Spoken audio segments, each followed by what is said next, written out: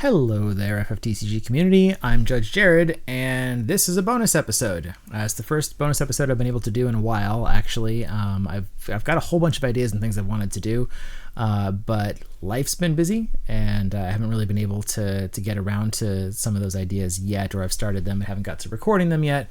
And I've wanted to try to be consistent with doing the rules roundup every week, so that's kind of been the main focus there. But last week, when I hit the 10th episode of Rules Roundup, just between it being that nice round number of 10 and having surpassed 100 questions, I had the idea kind of pop up in my brain for doing something a little bit fun, a little bit different, but not that different, I guess, for this. So the idea I had was that normally when I'm doing Rules Roundup or any of the videos that I'm doing, I'm coming at it from the perspective of that I want to teach, I want to educate people on not just what the answer to the question is, but how we get to that answer, to what the underlying rules are for it. So that way you can apply the answer beyond just the specific question being asked, but you can take the concepts and then be able to apply them in similar circumstances that come up. And this comes from the fact that by trade, I'm a music teacher. So I have a natural kind of approach that I want to be teaching things. And that's kind of the impetus beyond kind of everything that I've been doing since I started doing these rules kind of related video things. So that's how I approach the videos normally, right? Is by going into the explanations, making sure to cover things, and doing more than just going, here's the answer. But I thought it'd be funny since I passed 100 questions. I was like, what if I just went and answered all those questions just answering them? What if I did it the exact opposite way, right? Instead of like going, all right, here's all the rules behind it, here's the explanation, here's the so forth and everything. What if I just went, here's the answer, here's the answer, here's the answer, right? And I'm like, if I did that, how quickly could I get through all these questions, right? It's not as educational, it's not as helpful, but it's kind of fun. It's a bit of like a lightning round of questions. In my mind, I've thought of it as like the TLDR version of the Rules Roundup videos, or if we rearrange that a little bit, because we're not reading anything here, could be the too long didn't watch version of things. Though I like the idea of this being like the speed run or the lightning round or something along those lines there. Yeah, so it's kind of a bit of a challenge. I'm going to take the 110 questions that I've already answered, and I'm going to see how quickly I can answer them while still being like thorough enough answering them, but see how quickly I can get through them, because those first 10 videos I didn't actually check, but I want to say there's several hours worth of content there answering those. But how quickly could I just go through all of them, just giving you here's the answer, here's the answer, here's the answer. So if that's not your thing, then I'm sorry, and you don't have to watch this, obviously. But if you want to join with me in this little bit of challenge and kind of rapid fire questions, then hey, let's do it. I'm going to answer all 110 questions again, and I've even got a little timer for myself just to kind of see how long it takes me to get through this, because why not? We're doing this for fun. So yeah, let's do the too long didn't watch lightning round. What other name did I have for it? Just the speed run. There's another name I forgot. Maybe I'll put that as the actual name of the video, whatever the one is. I can't remember right now. But yeah, let's do this. 110 questions. Are you ready? Let's see if I can get through them without my brain melting.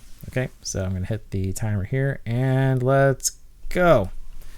Can I use dull abilities on my opponent's turn as long as they meet the requirements? Yes. If I have these two on the board, does that mean all my forwards are safe from summons and abilities? All must choose Orin, but Kimahri prevents this. If you have both of these on the field at the same time, Kimahri can still be chosen, because since Orin is not possible to choose Orin, he's not going to stop Kimahri from being chosen by things. Can I use this ability more than once each turn? Yes, you can. To clear out boards? If you have enough to clear out the opponent's stuff, then yep, yes you can. Hi all, quick query utilizing one of the new cards from the set that has a situational effect on play. Just wanted to know which effect, dull or the break, would take place on an X burst trigger, and if the amount of cadets does or doesn't matter for resolving the effect. Sorry if it's been answered before, or just wanted to query the syntax. Jack's auto ability is going to resolve exactly the same whether you cast him or whether it's an X burst. When you're resolving it, you choose something and you dull it, but if you have 5 or more cadets, then you break it instead. That's all there is to it. Hey, all, I wanted to understand if-then text, like in Sung and Glenn, alter how auto ability canceling effects apply to them versus a card like Wool that just does 2 things in the one auto ability. I know that the then text means that Sung doesn't have to reveal a job member of the Turks to resolve the other half of the ability, and Glenn does not have to search 2-cost soldiers and could just play viable targets already in hand. But is a then ability still considered one whole auto ability as opposed to a when you do so ability that is a 2-part ability? And cards like Amaterasu would negate the entire thing. If you have an effect that's it's all one paragraph, so it's all one effect. If it doesn't say when you do so in it, it is all one effect. It's all resolving as one effect. And if it gets canceled or Amaterasu'd for any reason, it is doing that to the entire thing. Me and a friend were playing. I activated a card to break Axis, and he activated the put in break zone to the stack. Can he activate it in response? Yep. If the opponent uses Kraken to remove one of my backups and I play the same backup in its place, what happens when Kraken leaves the field? Does the backup that was removed from game go to the break zone, or do both the one that was removed and the one I played after get broken? Assuming that this was a non-multiplay backup, then when Kraken leaves the field, the one that's removed from game is going to just stay in the removed from play zone. The one that's on the field is going to stay on the field. Does this Theodore discard 3 of my cards when it comes in from Warp? Also, is Warp the same as Suspend for Magic the Gathering? Yes, Theodore will make you discard 3 when he comes in from Warping, thanks to the 2 different auto abilities. Is it the same as Suspend? I still don't know. I don't play Magic. Just had the situation happen, and we're unsure how to resolve it. I control Charlotte and have 3 damage, so she has 7k power. Opponent used Waka's special and picked Charlotte as target. Now comes the confusion. My opponent controls Titus and plays Gipple. Can they pick a different forward than Charlotte for Gipple's dull and freeze since Titus can break Charlotte, or must it still pick Charlotte as she is still in the field when the ability is put into the stack? Whenever you're choosing targets for any effects going on a stack, if Charlotte is on the field when you're choosing those targets, you have to choose Charlotte if she's a valid target for it. So it doesn't matter what's going to happen later. At the time that you are choosing targets, if Charlotte is a valid target for it, you must choose Charlotte. If I use Ardent Effect and they don't have forwards, can they still choose that option? Yep, they can. You can still select that option regardless of whether or not you have any characters. Can Kukulkan the Impure be used to cancel ETB effects? Nope. By the time that you would have the opportunity to cast Kukulkan to remove something's abilities, the enter the field auto ability or whatever is triggered is already triggered and on the stack. So no, Kukulkan will not stop something from triggering due to entering the field. I assume this means Kuja and one forward you control, not any forward. Yep, costs can only be paid with things that you control or own. Well, not or own if they control it. Things that you control. So yeah, not any forward. Only things that you control. Does the upon entry ability happen first and then we resolve the clash of names, or is it the other way around? If you already control a card named Vincent, when the warped Vincent is trying to enter the field due to warp, it will fail to enter the field and Vincent will stay removed from game. And so Vincent doesn't even come in at all. Nothing else happens there. You just keep the one that's on the field already. Upon entering the field, if you have 5 damage, do you get to break a 3 cost or less and a 5 cost or less? Alternatively, if RNA is revealed upon taking damage, do you get both effects as well if you have 5 damage? These are 2 separate auto abilities, so if you're at damage 5, then yes, both of those are going to trigger and you get to break a 3 or less and a 5 or less. However, only the first auto ability there is the X burst. So if you're at 5 damage and and this pops up, when you're taking damage as an X burst, then you're only going to get to choose a forward cost 3 or less and break it. If Fiona is targeted by a summon, then her ability triggers. If she is then retargeted again with another summon, does her ability trigger again? Yep. If I play a card with 2 modes on entry, say Sid 11, I have to declare which ability I use when the ETB ability goes on the stack or when the ETB ability itself resolves. For Sid's auto ability here, when he enters the field, you have to select which action you're doing when it's being put on the stack. If I gain control of an opponent's forward with this garland, am I able to attack with it even if it doesn't have haste? Nope. Is draw a card the same as search for a card? Does the Emperor's effect also trigger when the opponent is allowed to search for a specific card, or only when a card is explicitly drawn from the deck? The Emperor will only trigger for effects that explicitly use the word draw. Can I respond to Vaughn's ability with my own summon so that when his ability resolves, he's seen me cast more cards? Yep. If I have Sephiroth in play and attack with another forward that has first strike, and my opponent Amaterasu's the auto ability causing them to discard a card, does Sephiroth receive the 8k damage, or does the forward that caused the auto ability to trigger receive the damage? Sephiroth would take the 8k damage from Amaterasu. Against the new Opus 25 Sephiroth and the soldiers he gives first strike to, could Trickster just absorb all of that, essentially making it so none of those soldiers can do any damage, since I just keep choosing Trickster to block? I'll discard, sure, but essentially this card nulls their attack potency until removed. Yeah. Yeah, if they don't have a way to dull Trickster, remove its abilities, or get it off the field in some way, it can just keep on blocking every single soldier, not taking damage from them if they all have first strike. Why not? Example, I choose his third ability and choose 2 targets from my opponent's break zone. Ability goes on the stack, but my opponent removes cards from their break zone. What happens if 1 card is removed, but 1 target still remains? Do I draw? 2 cards are removed, so no targets remain. Do I draw? The safe bet is to just choose 0 targets so that it always resolves, but I don't see any text that says if you do so, draw 1 card. So do we draw anyway, even if targets are removed after choosing? If you select choose 0 cards for Cloud's ability and nothing else that you've selected chooses, then you're not going to draw any cards. The whole thing is just going to remove itself from the stack. If you chose 2 cards and at least one of those 2 cards remains when it resolves, you're going to draw a card. If you chose at least 1 card and none of those cards, or the targets, are still valid when it resolves, you're going to not draw a card. Sephiroth's effect states, until the end of your turn, you can cast Sephiroth removed by this ability's cost. Does that mean I have time until the end of my turn to play the card, or am I only allowed to use it until the end of my turn and then remove it from the game again? Sephiroth's ability says that after you use the action ability and remove it from the game, it just allows you to cast Sephiroth from the remove from play zone until the end of your next turn. So once you cast Sephiroth that way, it stays on the field just like any other forward normally does that you cast. The restriction is only on the window with which you can cast Sephiroth after using the action ability. Is Scorpion Sentinel's whole effect once per turn, or just the trigger that turns it into a forward? It's all one auto ability. It's all one effect. If I use Gogo to mimic Luminous Puma, is there time in between actions to do things? Like, can I bring a forward back with Luminous Puma, do an action ability or summon, etc., then use Gogo's Mimic to do the same thing again? More or less. The important thing here is that when Luminous Puma enters the field, that's going to be on the stack first, and then Gogo's copying is going to be above that. So the Luminous Puma will not resolve first. The Gogo is going to resolve first, and even then it has to go through going on the stack and then resolving, and then when it resolves, now it's copying, and then the copy goes on the stack, and then you do that.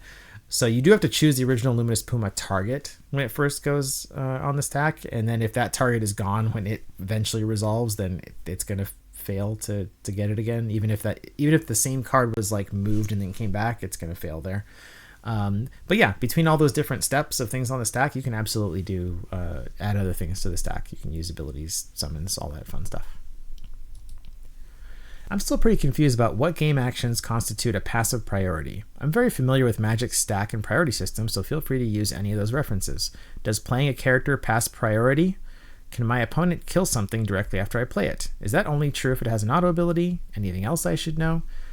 Playing a character does not pass priority.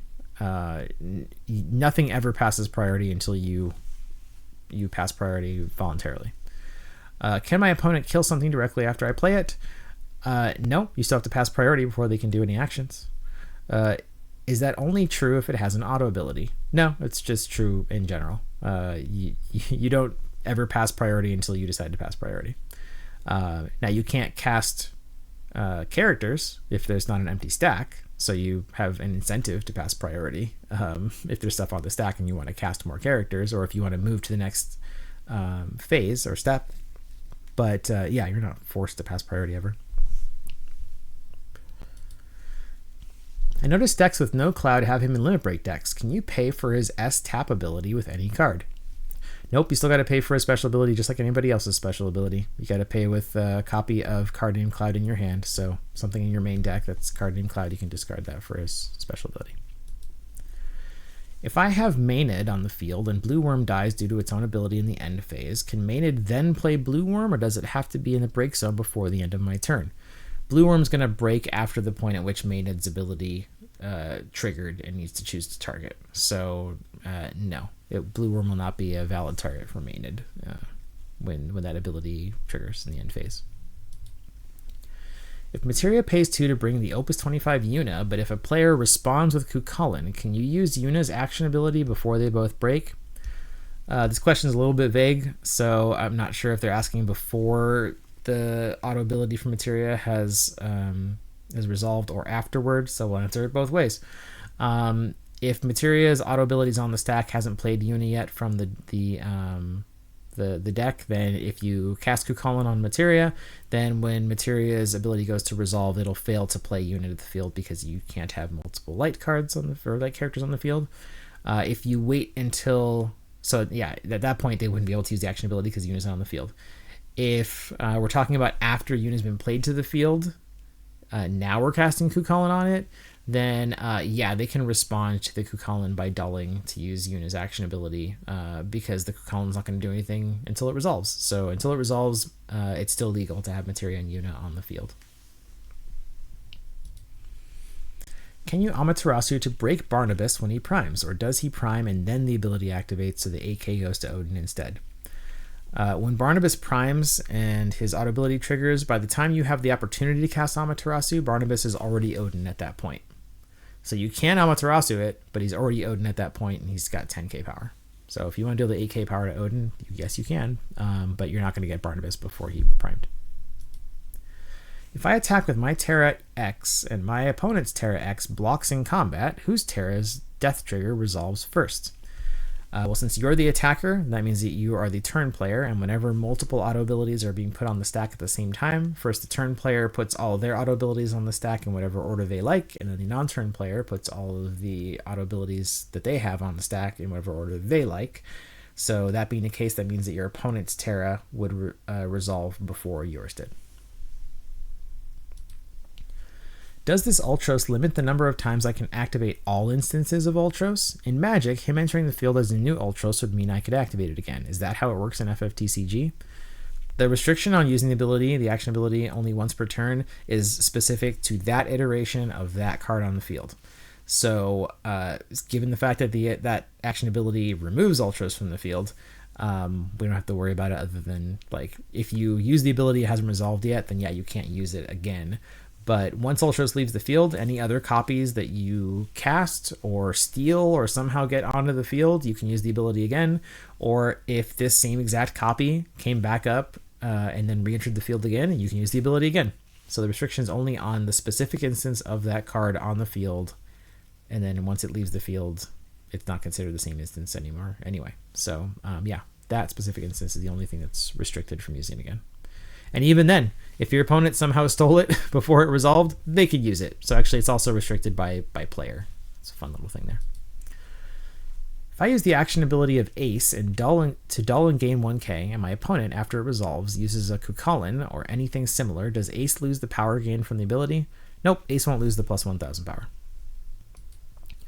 I have a question about an interaction. I have Realm, Opus 19, and Une on board that I proceed to cast a summon, Kusith for example. The stack should look like this. Cast summon, Une trigger, resolve Une trigger, and flicker Realm. Realm enter ability trigger, and I choose the second option. Realm resolves, summon casted in number 1 resolves.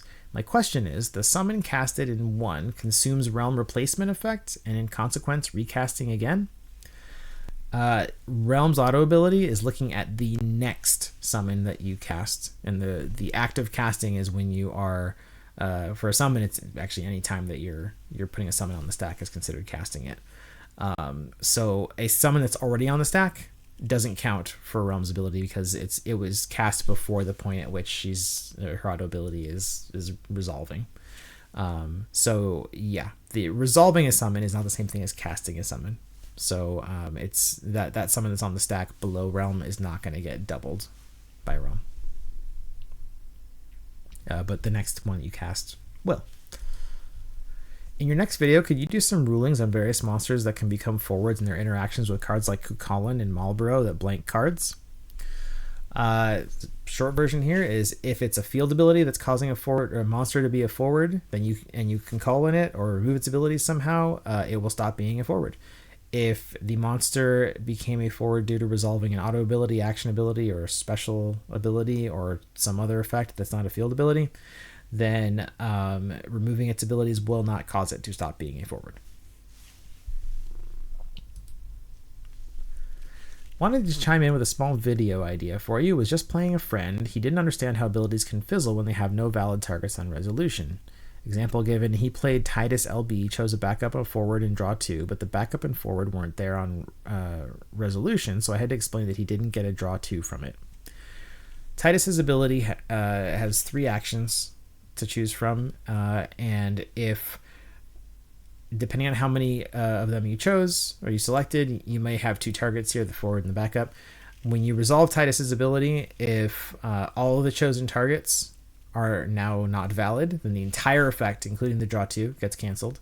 When you go to resolve Titus's effect, if at least one of the targets that you chose is still valid, then it will resolve as much as possible, including giving you the draw 2 cards.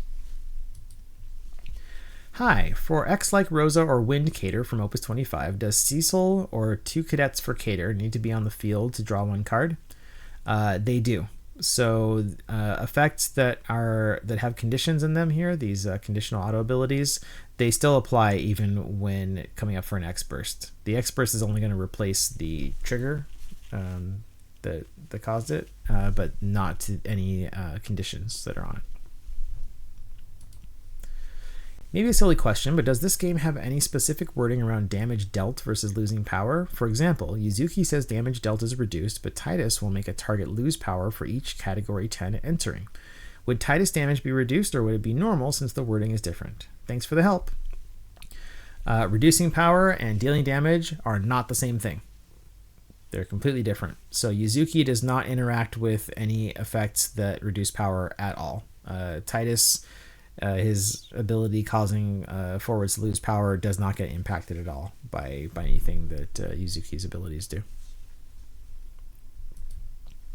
I know priming is considered an ability, but because both cards are essentially same name, does a card that primes effectively mean new character has entered the field via ability?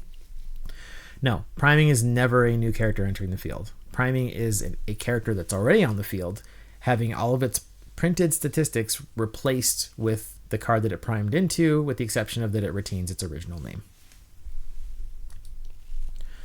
Ran into this issue in a game I played with a friend this weekend, and we were hoping to get some clarification. When a forward has a when X attacks ability, when does this ability trigger? Is it during attack declaration or during damage resolution? For example, if someone attacked with Fang, would they be able to cast a Bahamut at reduced cost before their opponent could declare blockers, or would they need to wait until after damage resolution? Auto abilities or anything that triggers off of it says when so-and-so attacks, that will trigger from declaring the attack at the beginning, before all the rest of it, declaring blockers, damage resolution, all that stuff.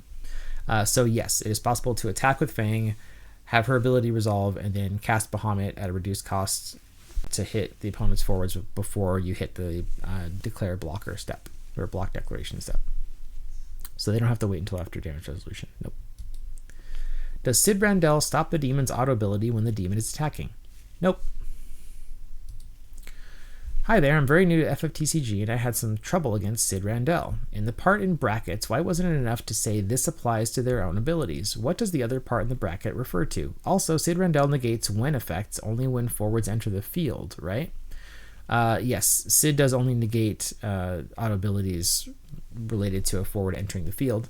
The reason why the brackets say this applies to their own abilities and abilities triggered by your opponent's forward entering the field is because there are all kinds of different auto abilities out there that trigger off of an opponent's character entering the field. If they had Sahagin Chief or something, that also is not going to trigger because it triggers off of a character entering or a forward entering their field, right?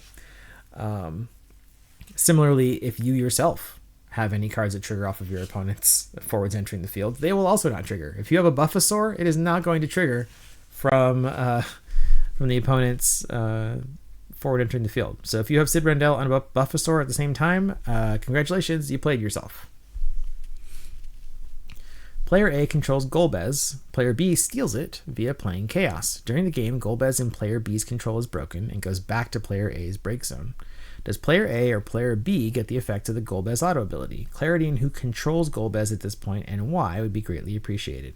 If Player B stole Golbez and then Golbez broke while Player B controlled it, then that means Player B is going to get the auto ability from Golbez breaking. The reason for this is because the auto ability actually triggers before Golbez leaves the field, but it's before he leaves the field, but after it's already been locked in and determined which zone he's moving to. So if he's moving to the break zone, it's already been locked in, then it's triggering before he leaves the field.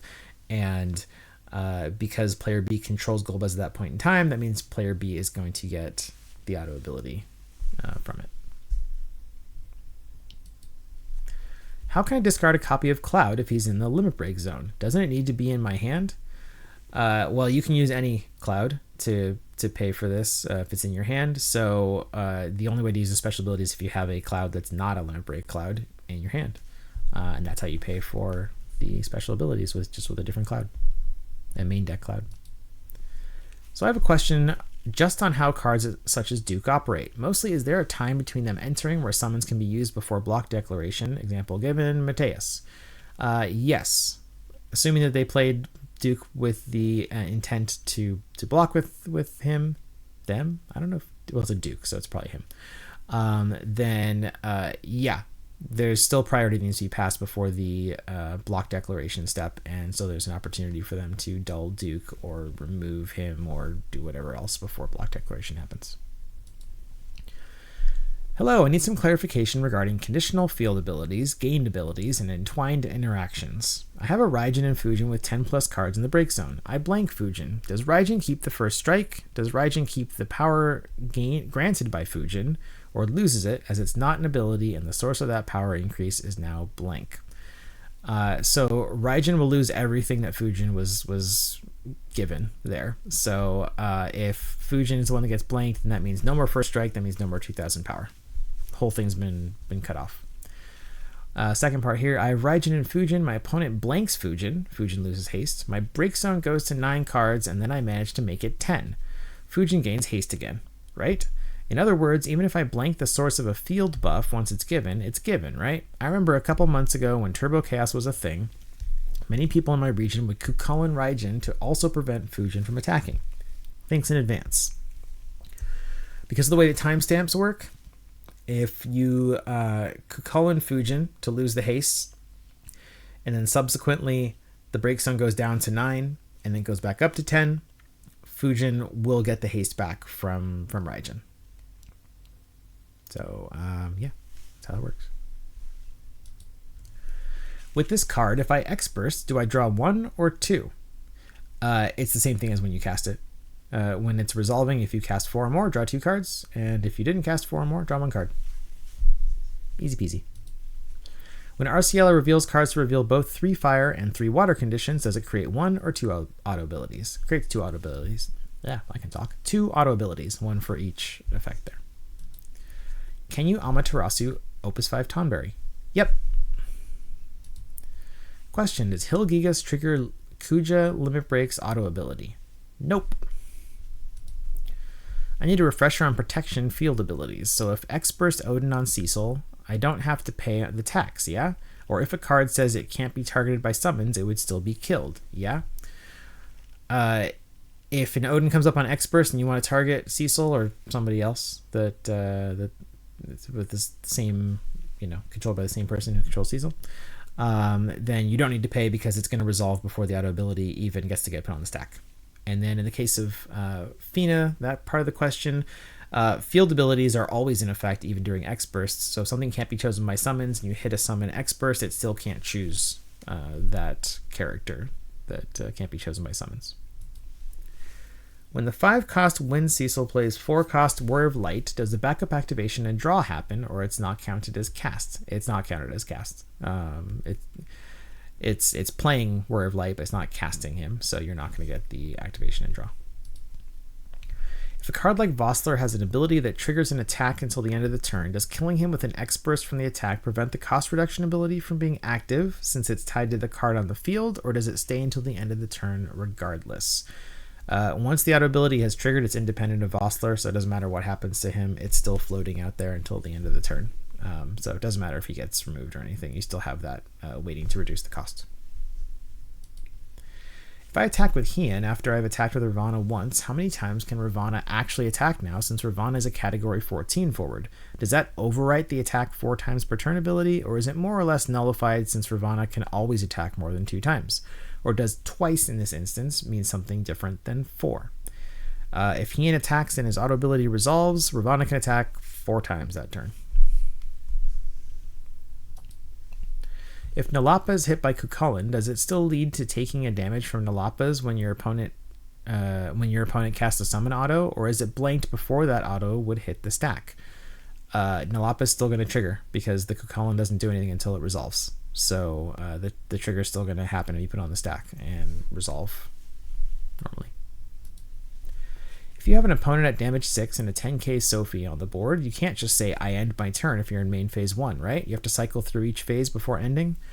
Yes, you can't cycle through phases or steps without both players consecutively passing on an empty stack without taking an action. So that's in main phase 1, attack phase, and main phase 2.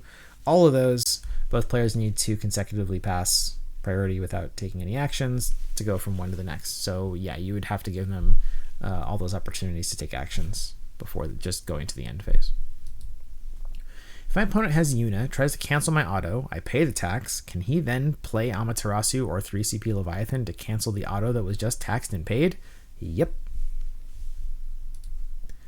If an auto ability that triggers at 9.5.1.4 of the end phase draws me a card and puts me at 6 cards in hand, does that mean I don't have to discard down to 5?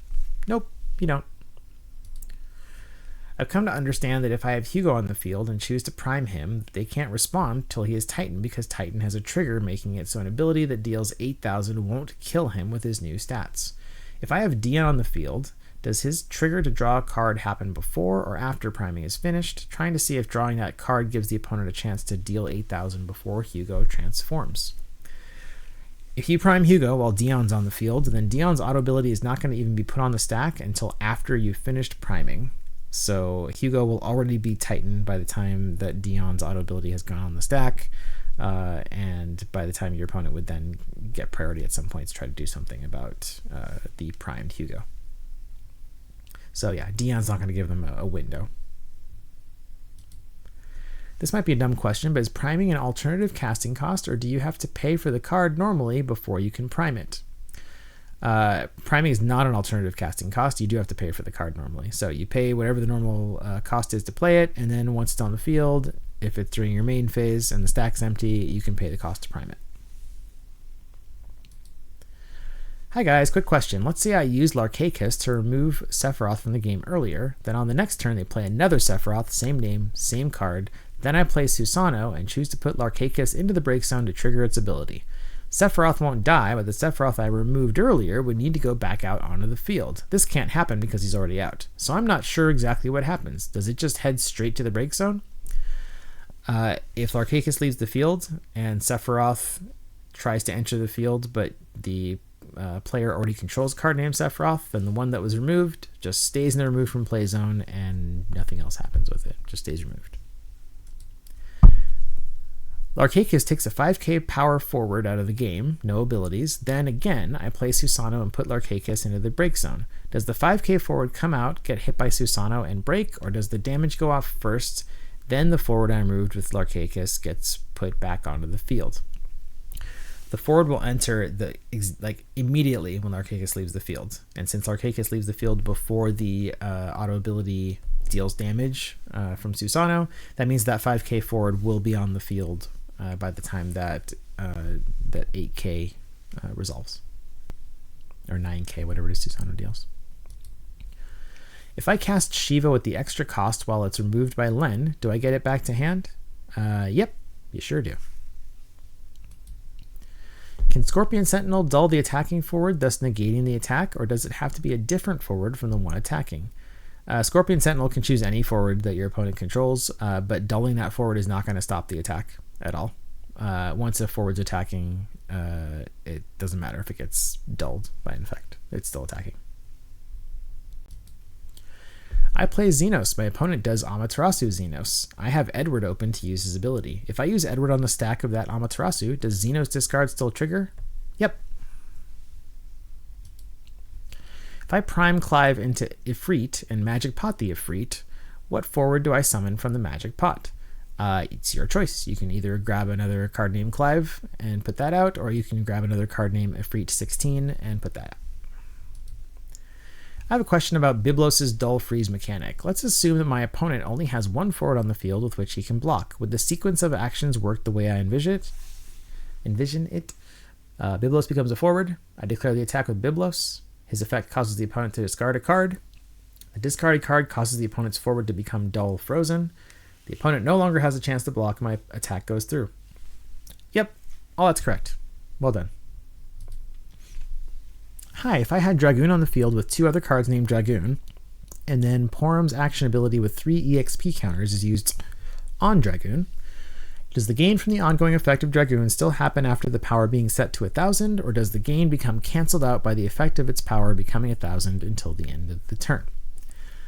If you have this Dragoon in play, and a whole bunch of other Dragoons, and Porum has 3 EXP counters, and she uses her action ability on Dragoon, Dragoon will be 1k power. Let's say, hypothetically, I have Shara and Sid Randell on the field and the opponent targets Sid with a summon. If I activate Shara's special ability and make Sid immune to summons, does the summon break because it can't target Sid, or the opponent gets to choose another forward? The opponent does not get to choose another forward after the target's already locked in there. If the summon was only choosing Sid, and now he's an invalid target, then when it resolves, the entire effect gets canceled. If there was multiple targets, and now Sid is no longer a valid target when it resolves, then the summon will resolve as much as possible with any other targets or any other effects that it does other than whatever would have happened with Sid. How does this ability work? Does it use the stack, or is it instant? Could I cast another card named Charlotta if I use the put into the break zone CP as cost? It's instant and does not use the stack, and you cannot cast Charlotta by breaking this to pay for it. If you already have this Charlotta on the field, you're not going to be able to play another Charlotta by breaking this to pay for the cost. Hi there, just wanted to confirm how these two cards interacted. If I used Setsuna's effect, putting 3 backups into the break zone, would I draw 3 cards off Garland? I believe I would, as Garland sees 3 backups entering the break zone at this point, but there was discussion about it being one event sending all 3, therefore Garland will only trigger once. Setsuna's effect will cause Garland's auto ability to trigger 3 times, and then when they resolve, that means drawing 3 cards. Does a forward that enters the field after Hashmal, Bringer of Order, has previously resolved still gain the element or job named, i.e. does all forwards you control become a floating effect for the rest of the turn, or does it only apply to forwards that are in your control when Hashmal resolves? Hashmal is only going to affect the forwards that control at the moment that it resolves, or that you control at the moment that it resolves. Abzu's ability states that during your turn, he also becomes a forward. Is it only treated as a forward while on the field, or is it treated as such while in the hand, field, deck, or break zone? Abzu is only going to be a forward when it is on the field during your turn, not in any other zone. Hi, I had a rules question. If someone tries to activate Ramza's action ability, could I use Cecil's first action ability to dull one of the active knights to cancel Ramza's action ability since they could no longer pay the cost? Assuming they only had 4 knights.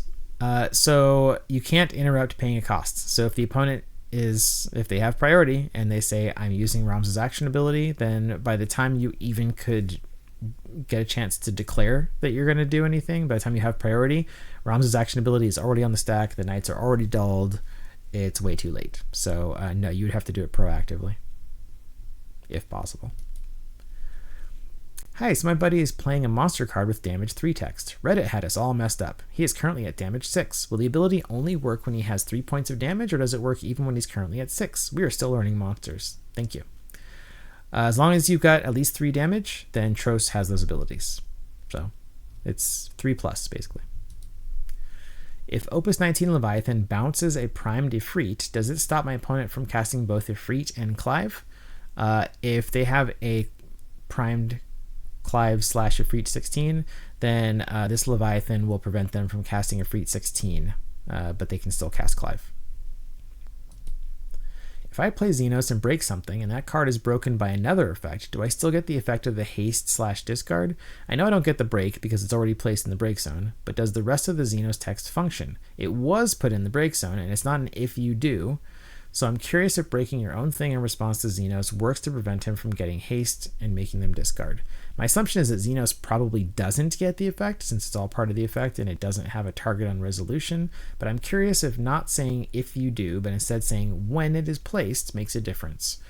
If you played Xenos and you targeted something with it, since it only targets that one forward, and then that forward is no longer valid when Xenos' ability resolves, then it self-cancels. The whole thing cancels, which means that there's no haste, there's no discard. So yeah, if they have a way to get rid of their own target, whatever you chose, then Xenos' ability is not going to do anything when it resolves. If I declare an attack, my opponent plays lightning from hand. Do I have time to break her before declaring the block to stop her effects? Yep. I have trouble understanding what this card does, so the first auto ability is pretty self-explanatory. Whenever a category 13 attacks, all forwards get plus 1000, and I'm pretty sure it's cumulative. What I'm not understanding are the other two if abilities, which I presume are field abilities. When do they trigger? Are they cumulative? Why is there an if and not a when? Her effect it's all one big auto ability, and it triggers every time, and it is cumulative, and it's got the same trigger event, and every time it triggers, it's just checking whether it's going to add stuff onto it. So you're always going to get that plus 1000, but it's also just going to check whether or not the other parts kick in as well every time it triggers. For Curilla's effect, can you play 2 Job Knight of cost 4 or less, or do I have to play 2 that equal 4 cost? Well, your option is you have to play up to 2 Job Knights, and the total cost of whatever Job Knights you chose needs to be 4 or less.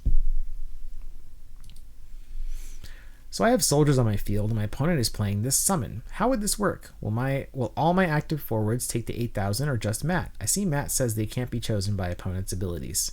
Fat Chocobo is a summon, not an ability, so it's going to hit everything. Question on the wording of Jack Garland's ability that makes opponents' forwards attack once per turn if possible. Is this at least once, or does it stop cards like Gilgamesh from swinging multiple times?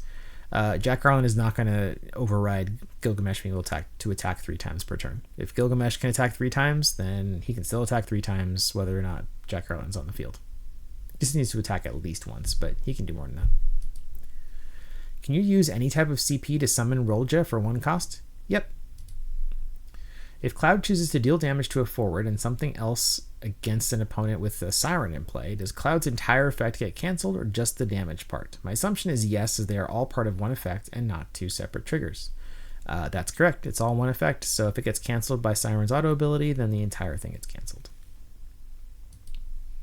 If Ferris enters the field with 2 other Warriors of Light and gets 3 pings, and my opponent has Realm and Siren on field, and I target Siren with the first ping, Realm with the second, and Realm with the third, how do the Siren triggers get added to the stack? Does the controller of Siren get to pick the order, or do the triggers get added in the order they were triggered? The Siren player is going to be able to put all 3 of the triggers onto the stack in whatever order they want. So whatever order they want it to resolve in as far as what might get canceled, they get to decide that one.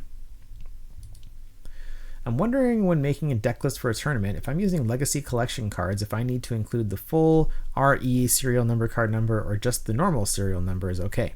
Since some decks will have a mix of Legacy and promo cards, I figured I should ask. Thank you. As long as you're writing down at least one of the serial numbers that's on the card, then you're good. If it's a card that has multiple serial numbers, just pick one of them. If you want to write both, great. But as long as at least one of them matches, we'll figure it out. So Garland says I gain control of a forward opponent controls for 1 turn, and there's another backup, Edgar, who says I can play 1 cost 2 or less character onto the field. So if my opponent plays a forward who has an enter the field ability and I respond by playing Garland and gaining control of the enemy forward, do I gain the benefit of his forward's ability? No, you do not, because whatever auto ability resolved from them entering, it triggered when your opponent controlled it, so they get to keep that one. And when a forward changes control, that's not it entering the field. So taking control of it's not going to cause it to trigger again. How does Skarmillion's protection interact with cards that trigger at end of turn effects like LB Sephiroth?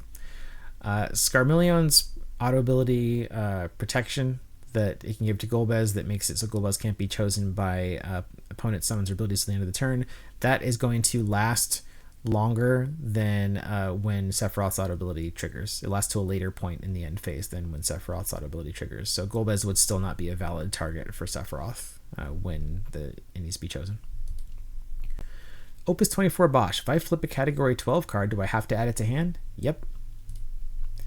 Black Knight. Can I choose whether to put it into the break zone upon an opponent's forward of cost 4 or less entering the field? If Black Knight does not choose, can they get around the restrictions of cannot be chosen by abilities? You don't get to choose. It's going to go into the break zone. It's going to trigger whenever the trigger event happens. And then it does get around anything that can't be chosen by abilities because it doesn't use the word choose. Hi, my opponent only controls Zidane, who cannot be targeted by my abilities. I play a Chaos, making my opponent choose a card to give me control of. Does Zidane negate Chaos? It does not. Zidane is still a valid target to be selected by your opponent when resolving Chaos's auto ability. When Earth Cecil breaks himself to search, can this be a mod or Amaterasu? No, because it's an action ability. If I steal Terra through a Zidane-like ability and then kill her myself, do I A, get to retrieve 2 summons from the break zone, and B, will the next one be reduced by 4? Yes, you'll get the auto ability twice, both when she entered and when she got broken, and assuming that you didn't cast any summons between the first trigger or the first auto resolving and the second auto resolving, then yes, they stack and the next one you cast will be reduced by 4. I've had a judge tell me that if you win by inflicting damage on an empty deck, that you record the number of cards flipped over into damage, not the actual number of damage taken. Is that not the case? You always mark down the actual damage dealt, whether or not that matches the amount of cards in the damage zone. So whatever amount of damage was dealt to the opponent, that's what you need to write down. And like I said, that might be different than the amount of cards that are in the damage zone. If I give a forward that entered the field this turn haste until the end of the turn, that forward is unable to use an ability with the dull icon on the following opponent's turn because it doesn't have haste anymore, right? Right. With Framelda, I don't know what the word select means, as in, is select different from choose like it is in other places in the game? Also, it doesn't say may, so I'm worried that if there are no enemy forwards on the field and you don't have a forward in your hand, you'd have to start choosing your own forwards, or even have Framelda kill herself. With auto abilities, you can select actions that you don't have a target for, and especially whether or not it's an auto ability, you are not forced to do something from a hidden zone. So you can choose, or you can select rather, the action to play a forward of cost 4 from your hand, 4 or less from your hand, whether or not you have any in your hand, even if you don't have a hand. So yeah, you don't have to kill your own stuff with Framelda. All right, if I play Lena, I choose which trigger goes on the stack first, right? Then if I pay for whichever I put on top, that auto ability to choose a forward in break zone goes on top of the stack now, so that forward is played onto the field before I even get to paying for the second auto. Yep, that's all correct. The way that's all phrased is how that plays out. Dark Xenos enters from the break zone, dies to Odin. Does he still get removed from the game? I'm not sure if he gets lost from what looks to be a delayed auto. Yeah, if you cast Xenos from the break zone and then the auto ability triggers, it creates the delayed auto ability. If Xenos then leaves the field before that delayed auto ability resolves, the delayed auto ability is not going to remove him from the game. If my opponent has a monster that is always a forward on their turn and I blank it, is it still a forward? Assuming that the reason why it was a forward is due to a field ability, then no, not a forward anymore. Rydia says it loses 1000 power for each CP required to cast the summon instead of simply saying the card's cost. So I was wondering if it matters how much CP I actually spent or not if I play the summons with reduced cost. All Rydia cares about is the printed cost. So her effect is going to go up based off of the printed cost of the summon. Also, if I already made a forward's power equal a set amount with, say, Lulu, what happens? Does Rydia reduce the forward's power from 5,000 or does it stay at 5,000? Depending on how Rydia and Lulu's abilities resolve, you're either going to set the forward's ability to 5,000 and then reduce power from that 5,000 with Rydia's, or you're going to reduce the power from Rydia's, then set it to 5,000, and then still be applying that reduction from Rydia. If I removed Cosmos from the game with Kraken and my opponent plays another light character, what happens when my Kraken dies? Is she allowed to be put on the field despite there already being a light character? Yes, Cosmos can re-enter the field when Kraken leaves. She can come back from play zone. If Aerith is blanked at any time after her auto is already resolved, does it stop the field effect of as long as Aerith is on the field, it loses all its abilities? Example, you could call in the Aerith. Does it allow your blanked character to regain for the turn? No. Removing Aerith's abilities is not going to in any way impact the ongoing effect that's removing the targeted character's abilities. If someone uses 2 Brynhildrs to kill one target, do they draw twice? Yep. Looking at the keywords and advanced rules, can back attack only be used from a card in hand, or can it be used when a card is removed from game, say from Zidane? The hand section is only mentioned in the keyword section on the website, whereas for warp, it mentions it in both. You can use back attack from any zone. If you're able to cast something from whatever zone it's in and it has back attack, then you can back attack. Weird question. Is Charlotta 8 an action ability? Nope, it's a field ability. Are cards that are in the damage zone considered removed from the game for cards like Astrius? Nope. In regards to damage reporting, obviously the game ends when you take your 7th damage. In your example, you used Chicories/Fail Thanos as an example of one instance of damage, but its damage total is 3. If you are at 6 damage and lose to one of those multi-damage effects in one packet, do you report it at a max of 7 damage, or do you report it as the actual damage taken? So in my example, will you report it as 7 or 9? In the examples given here, in both cases, you would report it as 9 damage received. Would love to hear how Black Knight works with multiple forwards entering the field at the same time, just for some more interesting knowledge. I bet some new players wouldn't know that, and I don't blame them for that. If multiple forwards enter the field at the same time, multiple forwards of cost 4 or less enter the field at the same time while Black Knight is out, it's going to trigger for every single one of those that entered the field, and then when they go on the stack, the Black Knight controller can choose what order to put those instances all on the stack, so that whatever one they want to resolve first will resolve first. This is a question about auto abilities that trigger when a player is dealt damage, like 8, in the cases where the damage dealt is an X-Burst that requires choices. X-Bursts are often described as faster than any other thing that uses the stack. Does that mean that targets for an X-Burst also have to be announced first before the rest of non-X abilities do? Or does this speed only refer to when they resolve, and any decisions that are simultaneous for both players still have to be made in active player, non-active player order? X-Burst abilities have to resolve completely immediately. Now, if the reason why there was an X-Burst was due to damage taken by an effect resolving, you do have to finish resolving that effect. But in essence, you're going to resolve it immediately before literally anything else happens. So after the effect resolves or after the damage is dealt, you have to do all the X stuff first. Which means that in the case of this, Kadaj is going to choose its target and do its whole thing before 8's ability even gets put on the stack. And since that's when 8's ability has to choose its target, that means Kadaj will have completely finished resolving before 8 has to choose its targets there. So it's not related to active player, non-active player. It's just the fact that you have to resolve an X-Burst right away, and that other auto abilities have to wait until there's a priority in being put on the stack. So that's it. We did it. 110 questions. Oh, I gotta hit the button here. All right, 49 minutes and 41 seconds to answer 110 questions that I've already answered. Like I said before, obviously not as much educational value there in getting through all of those. Let's see, I guess if I had 50, so I answered them at a pace of an average of a little less than 30 seconds per question.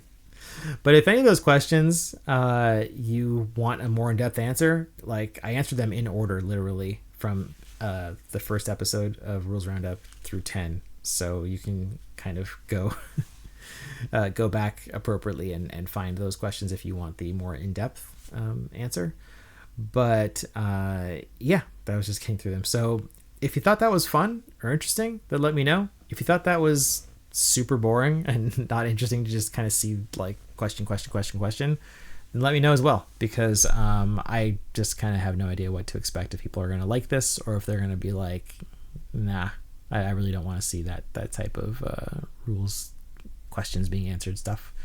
But yeah, I thought it'd be fun to do it once, and if people do like it, then maybe I'll do it every 10 episodes or something, just kind of recap the last 10, do the rapid fire previously on Rule Roundup.